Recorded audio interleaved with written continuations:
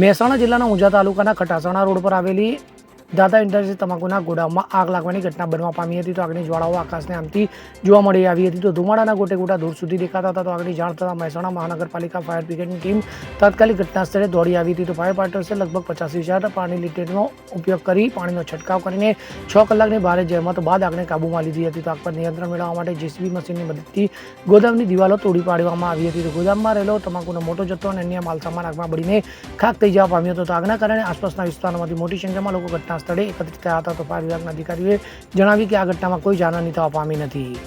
Bureau report CN24 news. હવે જુઓ દેશ દુનિયાની તમામ ખબરો તમારી આંગળીના ટેરવે.